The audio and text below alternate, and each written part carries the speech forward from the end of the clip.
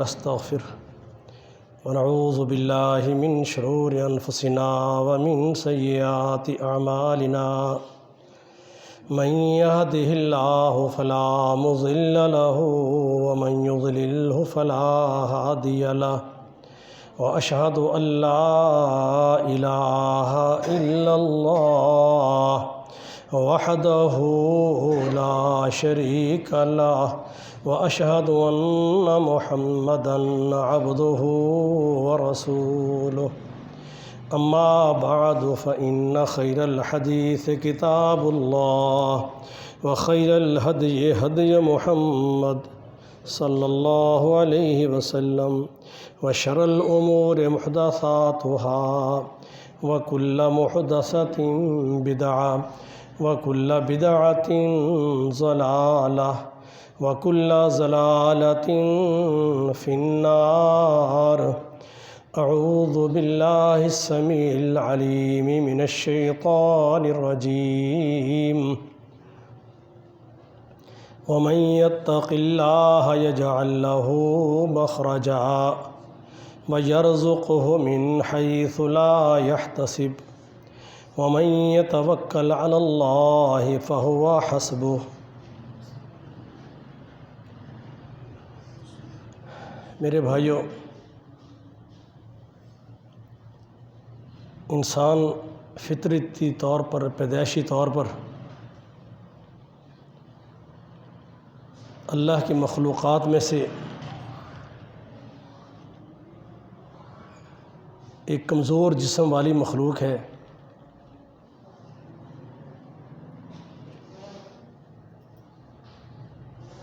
اور خود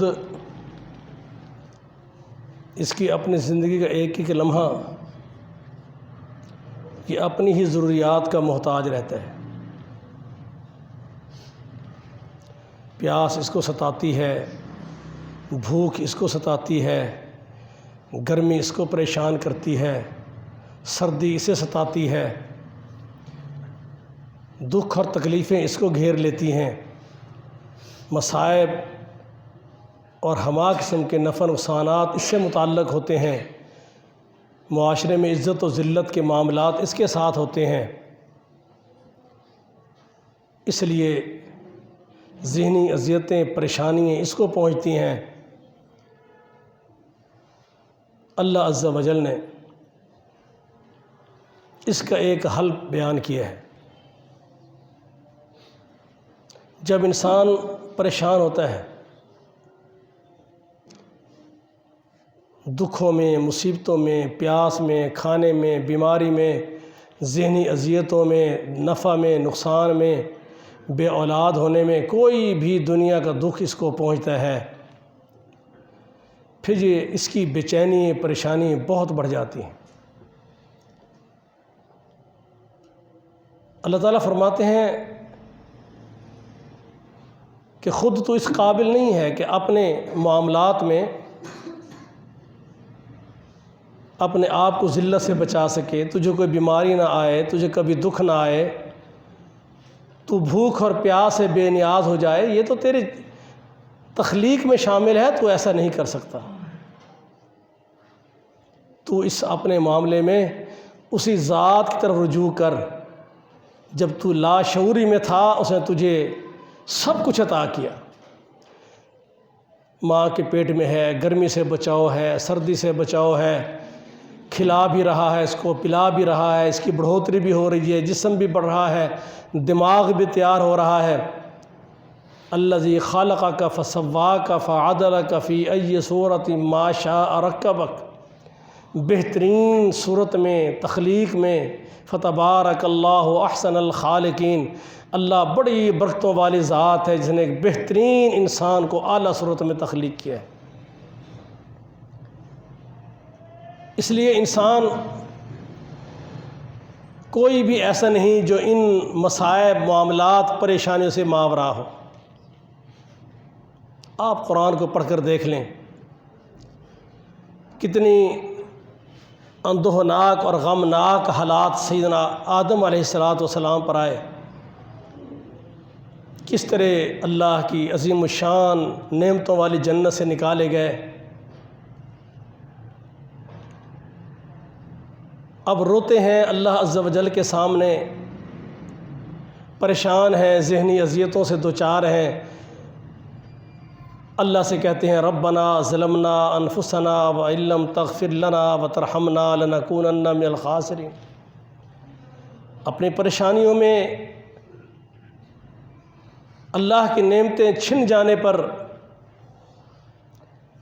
انسانیت کا سب سے پہلا باپ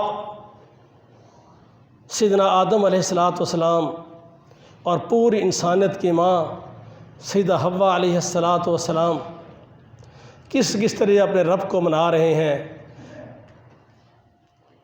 نعمتیں چھن گئیں، وقار چھن گیا، وہ اللہ کی قربت اس سے جاتے رہے، اب اللہ کے سامنے رو رہے ہیں۔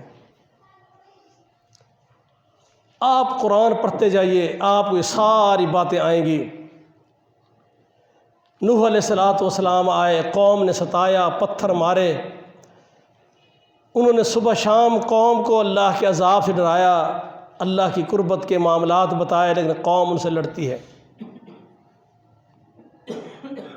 اللہ کے انبیاء اپنے رب سے دعائیں کرتے ہیں کہ یا اللہ تو ہماری مدد فرما، یہ قوم ہم پر ظلم و جبر کا معاملہ کر رہی ہے۔ نوح علیہ السلام کے بعد بڑے انبیاء آئے، یونس علیہ السلام اپنے مصائب کے اندر، پریشانیوں کے اندر، مچھلی کے پیٹ میں گھرے ہوئے ہیں، سمندر کی تہہ میں پہنچے ہوئے ہیں، اور ان مصائب اور پریشانیوں سے، اذیتوں سے نکلنے کے لیے اللہ عز و جل کو آواز دیتے ہیں۔ فنادا فی الظلمات، راتوں کے اندھیرے، سمندر کے پانی کے اندھیرے، مچھلی کے پیٹ کے اندھیرے، اللہ عز و جل کے سوا نہ کسی فرشتے کو پتہ ہے، نہ کسی اور کو پتہ ہے، اس لیے وہ اپنے رب کو پکارتے ہیں، لا الہ الا انت سبحانک انی کنت من الظالمین۔ یا اللہ تیرا بندہ ہوں، اپنے آپ پر میں ظلم کر بیٹھا ہوں، اللہ تو عظیم الشان ذات ہے، تو ظلم و زیادتیوں سے پاک ذات ہے، تو کسی بندے پر ان اللہ لا یظلم مثقال ذرہ، اللہ کی تو شان یہ ہے کہ وہ ایک ذرے کے برابر بھی کسی پر ظلم نہیں کرتا۔ تو یا اللہ تو اپنی رحمت فرما اور مجھے ان مصائب سے نجات دے دے۔ جتنے انبیاء، یہ قرآن ہمیں کیا درس دیتا ہے؟ پہلے دن آدم علیہ السلام سے لے کر قیامت تک کے آخری انسان کو جو تعلیم دی گئی ہے وہ یہی ہے، وقال ربکم ادعونی استجب لکم۔ تمہارا پروردگار تمہیں حکم دیتا ہے، وہ خوش اس بات سے ہوتا ہے کہ بندہ پریشان ہو اللہ کے آگے آ جائے۔ اس پہ گناہ ہے، اس پہ خطائیں ہیں، وہ دکھوں کا مارا ہوا ہے، اللہ فرماتے ہیں بس یہ اللہ کی ذات کو زیبا ہے، اس کی شان یہ ہے کہ مخلوق کے ایک ذرے سے لے کر بڑی طاقتور جسمانی طور پر بھی مخلوق، اللہ کے فرشتے بھی اللہ کے سامنے سجدہ ریز ہوتے ہیں، اللہ کی نافرمانی نہیں کر پاتے، اللہ کی حمد و ثنا کر رہے ہیں۔ اللہ فرماتے ہیں اگر آدم کے بیٹے کو اپنے باپ پہ اول سیدنا آدم علیہ السلام کو دیکھ لے، اپنی پہلی والدہ سیدہ حوا علیہ السلام کو دیکھ لیں، حتیٰ کہ محمد رسول اللہ صلی اللہ علیہ وسلم کو دیکھ لو، میدان بدر میں 313 پاس ہیں، اللہ کے سب سے قریبی مخلوق میں سب سے اعلیٰ، اللہ کے سب سے محبوب پیغمبر ہیں، لیکن اللہ کے رسول امت کو یہی تربیت دے رہے ہیں کہ آج یہ عظیم الشان پیغمبر زمین پر اپنی پیشانی اللہ کے سامنے سجدے میں رکھ کے رب سے کہتے ہیں یا اللہ محمد صلی اللہ علیہ وسلم اپنے ساتھیوں کے ساتھ اللہ تیرے پاس پہنچے ہیں۔ اللہ قرآن میں کہتے ہیں کہ جب بدر کا معرکہ تھا بِبَدْرٍ وَأَنْتُمْ أَذِلَّةٌ، تم بڑے کمزور تھے، مد مقابل دشمن طاقت والا تھا، لیکن کیا خیال ہے ان اللہ لقوی عزیز، اللہ جس کے ساتھ ہو دنیا کی کوئی طاقت جو اپنے طاقت پہ ظلم کرتی ہو تو خود کمزور ہے۔ اللہ تعالیٰ فرماتے ہیں اللہ اس بات پہ بندے سے خوش ہوتا ہے۔ آپ حیران ہوں گے، آپ گناہ کرتے ہیں، ہم سب گناہ گار لوگ ہیں۔ گناہ کرنے والا بندہ اگر کوئی اس سے یہ کہہ دے، اللہ کے اس بندے کو، خطا کار کو، کہ تو بڑا گندا ہے، اللہ تیری مغفرت نہیں کرے گا، اللہ کو اس بات پر، وہ نمازی ہو، وہ حاجی ہو، وہ صدقہ خیرات کرنے والا ہو، وہ اللہ کے سامنے جھکنے والا ہو، وہ عالم ہو، وہ مفتی ہو، وہ پیر ہو، بزرگ ہو، اور کسی خطا کار بندے کو تانا دے کے کہہ دے چل ہٹ پیچھے، اللہ تجھے کبھی معاف نہیں کرے گا۔ رسول اللہ صلی اللہ علیہ وسلم کی حدیث ہے، ان الفاظ پر اللہ نے ایک بندے کی گرفت کر کے جہنم میں ڈال دی۔ تو میرے بندے کو مجھ سے نا امید کرتا ہے، تو میرے بندے کو مجھ سے دور کرتا ہے۔ یا عبادی الذین اسرفوا علی انفسہم لا تقنطوا من رحمت اللہ۔ اللہ فرماتے تو میرا بندہ ہے، تو نے خطائیں کی ہیں، تو نے گناہ کیے ہیں، اور اللہ کے کچھ نہیں بگاڑا، اپنے آپ پر ظلم کیا ہے تو نے، اور اللہ کی ذات تو اس سے بے نیاز ہے۔ تمہاری عبادتوں سے اللہ کی عظمت میں اضافہ نہیں ہوتا، تمہاری خطاؤں سے اللہ کی عظمتوں میں کمی نہیں آتی۔ جو کچھ تم کرتے ہو اپنی ذات کے لیے کرتے ہو، اگر خطائیں کر کے تم نے اپنے آپ پر ظلم کیا ہے، اللہ فرماتے ہیں لا تقنطوا من رحمت اللہ، میرے بندے میری رحمت بہت وسیع ہے، بس ایک عقیدہ رکھ، اللہ کی رحمت سے تو نے کبھی مایوس نہیں ہونا، اللہ سے مایوس نہیں ہونا۔ یہ مشرک کیوں گندا ہے؟ اللہ سے پلید کیوں کہتے ہیں کہ انما المشرکون نجس؟ یہ کیوں پلید ہے؟ یہ اپنے رب پر نا امیدی کرتا ہے، یہ کہتے ہیں میرا اللہ مجھ کو معاف نہیں کرے گا۔ اب اللہ سے اللہ تجھے فلاں انسان کا واسطہ، فلاں پیغمبر کا واسطہ، فلاں پیغمبر کا واسطہ۔ اللہ فرماتا ہے یا عبادی، تو میرا بندہ ہے۔ صحیح مسلم کی حدیث ہے، نبی اسلام فرماتے ہیں بندہ گناہ کر کے، خطا کر کے جب آتا ہے نا، اسے احساس ہو جاتا ہے، اور اپنے رب کے حضور کہیں تنہائی میں بیٹھ جاتا ہے اور کہتا ہے اللہ مجھ کو بخش دے، اللہ مجھے معاف کر دے، لا یغفر الذنوب الا انت، اللہ تو مجھ کو معاف نہ کرے، مجھے کوئی معاف کرنے والا اور نہیں، تیری ذات کے سوا میرا سہارا کوئی نہیں، تیری ذات کے سوا مجھے تیرے عذاب سے بچانے والا کوئی نہیں، اللہ میں خطائیں کر کر کے تیری درگاہ سے دور چلا گیا، اللہ مجھ کو اپنے قریب کر دے، میرے مالک آئندہ ایسا نہیں کروں گا۔ اللہ فرماتے ہیں فرشتوں کو آؤ میرے بندے کو دیکھو۔ صحیح مسلم کی حدیث ہے، صحیح مشکات میں بھی نقل کیا ہے، اللہ فرماتے ہیں میرے بندے سے خطا ہوئی ہے، لیکن کیسے میرے سامنے آ کے گریہ وزاری کرتا ہے اور کہتا ہے اللہ بس تو مجھ کو معاف کر، تیرے سوا میرا کوئی سہارا نہیں، کوئی معاف کرنے والا نہیں، میری خطاؤں کا بوجھ مجھ سے ہٹانے والا کوئی نہیں۔ اللہ فرماتے ہیں فرشتوں تم گواہ رہنا، جس انداز سے بندہ مجھ سے کہہ رہا ہے نا، میں نے اپنے بندے کو معاف کر دیا۔ اتنی اللہ کا پیار بندے سے، پھر بندہ اللہ سے ہٹ کے کوئی اور مقامات تلاش کرے۔ اللہ نے بڑی پیاری بات کی، فرمایا وَمَن يَتَّقِ اللَّهَ، جو آیت کا حصہ میں نے پڑھا ہے، وَمَن يَتَّقِ اللَّهَ يَجْعَل لَّهُ مَخْرَجًا، تم تقوی کی زندگی اختیار کرو، تم اللہ سے ڈرنے والا عقیدہ بناؤ، اللہ کا وعدہ ہے اللہ تمہیں پریشانیوں سے، مصیبتوں سے، دکھوں سے، ذلتوں سے، بے اولادی سے، بیماریوں سے، سب چیزوں سے نکال دے گا۔ تقوی اختیار کر لو، اللہ کا تقوی۔ تقوی کیا ہے؟ تقوی کی پہلی شرط کیا ہے؟ اتقوا الشرک وعبادۃ الاوثان، شرک سے بچنا اور بتوں کی عبادت نہ کرنا، اللہ کے سوا، یہ تقوی کی پہلی شرط ہے۔ کبھی کوئی بندہ اللہ کے ساتھ شرک کرتا ہو، وہ دنیا کے معاشرے میں، معاملات میں جتنا مرضی اچھا ہو، وہ مسجدوں میں، عبادات میں، نمازوں میں، روزے میں، جہاں مرضی کھڑا تمہیں نظر آئے، اللہ فرماتے ہیں وَلَوْ أَشْرَكُوا لَحَبِطَ عَنْهُمْ مَا كَانُوا يَعْمَلُونَ، ایک شرک والی غلاظت، یہ ایسا کینسر ہے بدعقیدگی کا کہ جس کے اندر یہ موجود ہے، اللہ تعالیٰ اس کو کبھی بھی نہ اس کا عمل قبول کرتا ہے نہ اللہ اس کو کبھی معاف کرے گا۔ پہلی شرط یہ ہے، اور یہ بات محمد رسول اللہ صلی اللہ علیہ وسلم نے فرمائی۔ آپ نے فرمایا قریب ہے،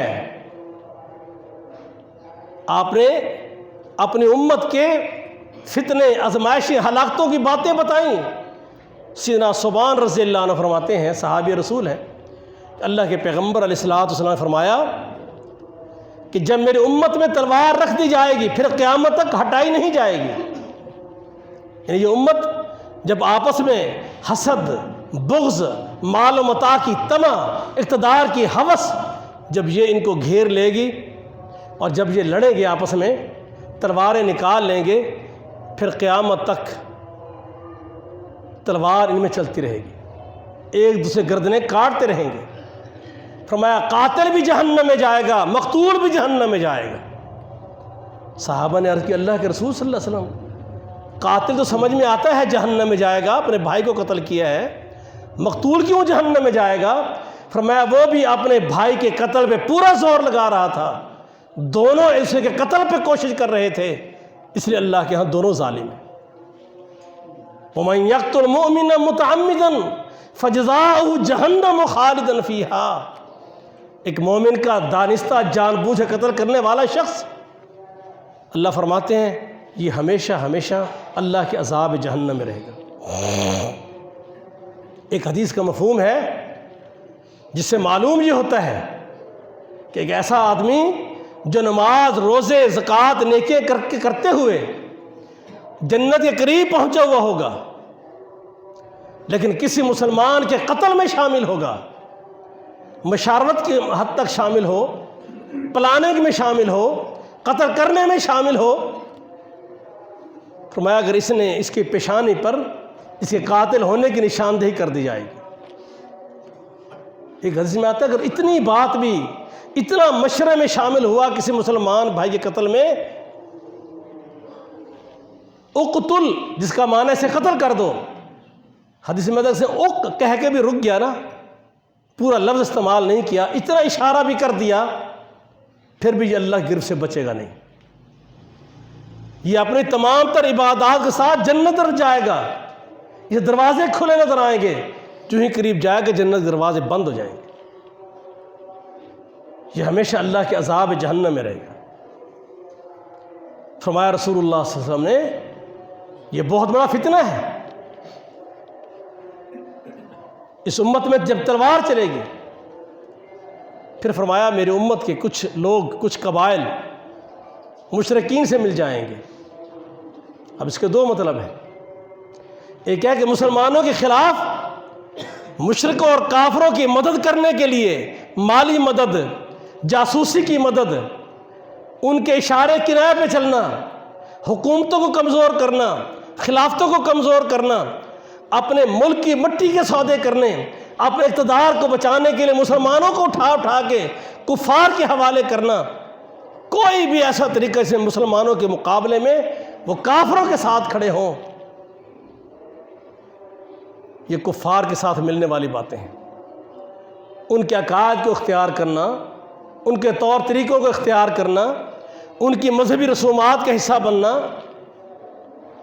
اور دوسرا فرمایا کہ میری امت کے کچھ قبائل، کچھ لوگ، کچھ قومیں بتوں کی پوجا شروع کر دیں گے۔ شاید ایک نادان مسلمان تو یہ سوچے کہ بت سے مراد صرف وہ مورتی ہے جو ہندوؤں نے بنائی ہے، جو بدھ مت کے لوگوں نے مہاتما بدھ کے مجسمے کھڑے کیے ہیں، شاید یہی بت ہے۔ یہ تو بت ہے ہی، لیکن رسول اللہ صلی اللہ علیہ وسلم نے کیا فرمایا؟ آپ اللہ سے دعائیں کر رہے ہیں، ابو داؤد کی حدیث ہے، اللہم لا تجعل قبری وثنا یعبد، اللہ محمد صلی اللہ علیہ وسلم کی قبر کو اللہ بت نہ بنانا کہ لوگ اس کی عبادت شروع کر دیں۔ معلوم یہ ہوا کہ اللہ کے سوا جس کی عبادت کرو گے اس پہ حکم بتوں کی عبادت کا لگے گا۔ شیپ بدلی ہے نا، اللہ کے سوا جس کی عبادت کر لو۔ محمد کریم علیہ الصلاۃ والسلام ذات انوات، جو میں نے پچھلے دنوں میں حدیث بتائی تھی آپ کو کہ اللہ کے نبی گزرے اور کچھ نئے نئے اسلام لانے والے، ابھی تربیت گاہوں میں تربیت ہو رہی ہے، اللہ کے نبی سے فرماتے ہیں، عرض کرتے ہیں اللہ کے رسول صلی اللہ علیہ وسلم یہ جو درخت ہے نا، اس پہ دیکھیں کیسے اوزار لٹکے ہوئے ہیں، یہ مشرکین یہاں اپنے درخت کے ساتھ اوزار لگاتے ہیں اور یہ اوزار بابرکت ہو جاتے ہیں۔ اس درخت سے مشرکین اپنی برکت کے حصول کا ذریعہ اس کو سمجھتے ہیں کہ اس سے برکتیں ملتی ہیں۔ اللہ کے پیغمبر اب وہ مسلمان ہو چکے تھے، انہیں یہ پتہ چل چکا تھا کہ اب مسلمان کا معنی رسول ماننے کا مطلب یہ ہے کہ جو کچھ کرنا ہے اللہ کے رسول سے پوچھ کے کرنا ہے۔ یہ پہلی اسلام اور ایمان بالرسول کی بنیادی شرط ہے۔ اپنی زندگی میں اللہ کے رسول سے ہٹ کے خود ذاتی کوئی کام نہیں کرنا۔ اب یہ سبق سیکھ چکے تھے، اس لیے کچھ نہیں کیا، پہلے کوشچن کیا۔ اللہ کے رسول صلی اللہ علیہ وسلم یہ برکتوں کے حصول، ان کے اوزار بابرکت ہوتے ہیں، ان کا یہ دعویٰ ہے۔ اللہ کے پیغمبر آپ بھی ہمارے لیے کوئی ایسے ہی ذات انوات ہمارے لیے چوائس کر دیں، اجازت دے دیں، ہم بھی ان سے برکت حاصل کریں، ہم بھی اپنے اوزار لٹکائیں، ہمیں بھی اسے برکتیں ملیں۔ اللہ کے رسول نے کیا فرمایا صلی اللہ علیہ وسلم؟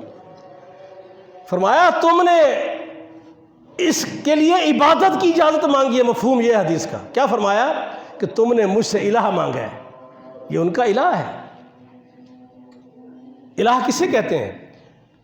جس سے تم برکتوں کے حصول کے لیے، آج کیا یہ امت درختوں کی پوجا نہیں کرتی؟ کیا وہ مزاروں آستانوں پہ نہیں جاتے جہاں جھولی پھیلا کے بیٹھے ہیں کہ اگر اس پتہ اس درخت کا میری جھولی میں گر پڑا تو میں صاحب اولاد ہو جاؤں گی یا ہو جاؤں گا؟ کیا وہ درباروں مزاروں آستانوں سے، تازیوں سے، گھوڑوں سے، دلدل سے مٹیاں اٹھا اٹھا کر لا کر، ان کے سموں کو چوم کر، ان تازیوں کو ہاتھ لگا کر، بچوں کو مس کر کے کیا برکتوں کے حصول نہیں کرتے؟ پھر کیا ہے؟ الہ کون ہوتا ہے؟ اللہ تعالیٰ فرماتے ہیں کہ وَمَن يَتَّقِ اللَّهَ يَجْعَل لَّهُ مَخْرَجًا، تو اللہ کا در چھوڑ کے در در دھکے کھاتا ہے۔ اگر تو اللہ پر اپنی امید کامل رکھ کے اپنے رب کا در نہ چھوڑے، تم سے تو جانور بہتر ہیں جو اللہ کا در چھوڑ کبھی نہیں جاتے، وہ بھوکے مر رہے ہیں، بے اولاد مر رہے ہیں۔ کس چیز کی اللہ ان کو؟ نبی صلی اللہ علیہ وسلم فرماتے ہیں کہ تمہارا رب پر عقیدہ توکل کا ایسا مضبوط ہو جائے جیسے پرندوں کا ہے، وہ کبھی بھی ذخیرہ اندوزی نہیں کرتے، سٹاک اکٹھا نہیں کرتے، سال کی روزی نہیں اکٹھی کرتے، وہ اپنے رب پہ اتنا توکل کرتے ہیں کہ آج کھایا ہے، صبح ہوگی رب پھر کھلائے گا۔ کبھی کسی پرندے کو دیکھا کہ بھوک سے تڑپ کے مر رہا؟ فرمایا اگر تم بھی رب پہ وہی توکل کرو جو وہ اللہ پہ توکل کرتے ہیں، اللہ تمہیں بھی غیب سے روزیاں دینا شروع کر دے۔ اس لیے میرے بھائیوں، فرمایا یہ امت بھی بتوں کی پوجا کرے گی، اور اس سے بڑی بات کیا ہے؟ اگر محمد رسول اللہ صلی اللہ علیہ وسلم کی قبر اطہر سے تم حصول برکتوں کے لیے مجاور بننا شروع کر دو، مٹی اٹھانا شروع کر دو، مانگنا شروع کر دو، اللہ کے پیغمبر صلی اللہ علیہ وسلم قبروں کا طواف، پیغمبر علیہ السلام کی قبر کا طواف شروع کر دو، اللہ کے رسول کی دعا کیسی قبول ہوئی؟ تم گالیاں دو، برا بھلا کہو، جو مرضی کہو، اللہ نے ایسے بندے کھڑے کر دیے ہیں جو محمد الرسول صلی اللہ علیہ وسلم کی دعا کی قبولیت کو اللہ نے انسان پر واضح کر دی ہے۔ جو اللہ کے پیغمبر علیہ السلام کی قبر اطہر ہے نا، یہ حضرت عائشہ کے حجرے میں ہے، 4 دیواری کے اندر ہے۔ جب سیدنا عمر فاروق رضی اللہ تعالیٰ عنہ تدفین ہو گئی، اس سے پہلے حضرت عائشہ اسی حجرے میں رہتی تھی، یہ ان کا گھر تھا، اپنا کمرہ تھا۔ جب سیدنا عمر کی تدفین ہوئی، حجرہ چھوڑ دیا، اب یہ 4 دیواری میں بند ہو گیا۔ اس کے بعد اس کے باہر پھر ایک اور دیوار دی گئی، آپ موجودہ دور میں اس کے بعد پھر ایک اور جہاں آپ کو جالی نظر آتی ہیں، ایک اور حصار ہے. اور کوئی شخص اندر سے جا کے قبر پہ جانے کی کوشش کرے تو بس اس بیرونی حصار پہ، حضرت عائشہ کی حجرے والی دیوار پہ بھی نہیں پہنچ سکتا، بالکل بند ہے. اللہ کے نبی فرمائے اللہم لا تجعل قبری وثنا یعبد، اللہ میری قبر کو بت نہ بنا دینا کہ لوگ اس کی پوجا کریں. آج بتائیے کون سی جگہ ایسی ہے جہاں رب کے ساتھ شرک اور عبادت بتوں کی نہیں ہو رہی؟ کہیں قبروں کی شکل میں، کہیں درختوں کی شکل میں، کہیں آستانوں کی شکلوں میں، کہیں کسی شکل میں، کہاں نہیں ہو رہی؟ یہ رسول اللہ صلی اللہ علیہ وسلم کی حدیث میں 2-3 باتیں اور بھی ہیں جس حدیث کا حصہ ہے. اللہ کے پیغمبر صلی اللہ علیہ وسلم کے اس قرآن مقدس میں جو آیت میں نے پڑھی تھی، اس نے فرمایا کہ اگر تم اللہ کے یہاں تقوی اختیار کر لو، اللہ تعالیٰ تمہیں مصائب پریشانی سے باہر نکال لے گا. وما علینا.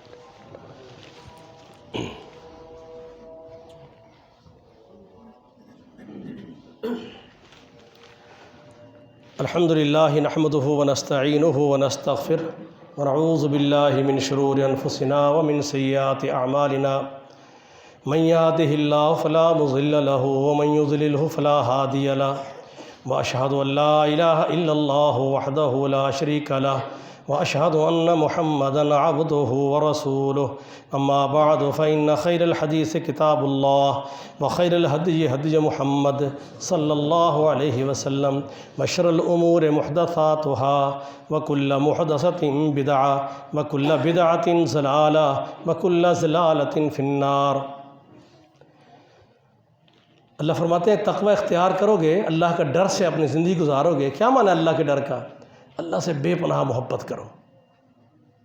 اللہ کو یہ ڈر چاہیے. جیسے آپ کو اپنی والدہ محترمہ سے سچی محبت ہو تو آپ اپنی بیوی سے کہتے نہیں ایسا نہیں کرنا، ماں جی ناراض ہو جائیں گی. یہ اس کا احترام ہے. بیٹے سے نہیں بیٹا تیرے دادا ابو ناراض ہو جائیں گے، نہیں ہم نے یہ کام نہیں کرنا. یہ ان کا احترام اور محبت ہے. اللہ عز و جل جو تمہارا خالق مالک رازق ہے، تقوی یہ ہے کہ تم اللہ سے اتنی محبت کرو اور اس محبت کی بنیاد پر، اس احترام و عظمت اور قدر منزلت کی بنیاد پر کوئی ایسا کام نہ کرو جس سے اللہ ناراض ہوتا ہو. یہ تقوی ہے. اور محمد رسول اللہ صلی اللہ علیہ وسلم نے وہ سب کچھ امت کو بتا دیے ہیں کن کاموں سے اللہ ناراض ہوتا ہے، کن سے اللہ راضی ہوتا ہے. اللہ فرماتا ہے کہ تم ایسا کرو گے نا وَيَرْزُقْهُ مِنْ حَيْثُ لَا يَحْتَسِبُ، پھر اللہ تمہیں رزق بھی ان ذرائع سے دے گا جو تمہارے وہم گمان میں نہیں ہوں گے. پھر تم نے حرام کی طرف نہیں جانا، کسی کا حق نہیں مارنا، بہنوں کی جائیدادیں بیٹیوں کو جائیدادوں سے محروم نہیں کرنا، اپنے کسی ہمسائے کی زمین کا کوئی اس کے انچ فٹ نہیں لینا، دھوکے فرار سے کسی کا پیسہ نہیں مارنا. یہ تقوی کے خلاف ہے. ہاں اللہ تمہیں رزق دے گا، تم تقوی کی زندگی اختیار کرو. اس لیے میرے بھائیوں کوشش کیجئے، یہ دنیا ہم سے بڑے بھی چلے گئے، ہم نے بھی چلے جانا ہے، اور موت کے بعد پھر یہ لمحات بہت اوکھے ہوں گے. آج وقت ہے کہ اللہ سے توبہ کر کے اپنے رب کو منا لیں. آئندہ خطبہ جمعہ اس مسجد میں ہمارے بہت نوجوان عظیم مذہبی سکالر بھی ہیں، عالم بھی ہیں، الحمدللہ ایک نیک اور صالح نوجوان ہیں. میرے مراد محترم شیخ محمد عظیم حاصل پوری ہیں. بہت زیادہ کتابوں کے مصنف بھی ہیں، ایک علمی شخصیت ہیں. تو آئندہ خطبہ جمعہ وہ یہاں دیں گے اس مسجد میں. آپ بھائیوں سے گزارش ہے کہ وقت پہ تشریف لائیں اور اپنے دوستوں کو بلائیں. یہ اللہ کا دین سیکھنے کے ذرائع میں ایک ذریعہ خطبہ جمعہ بھی ہے. اللہ میرا اور آپ کا حامی و ناصر ہو. سبحان ربک رب العزت عما یصفون وسلام علی المرسلین والحمد للہ.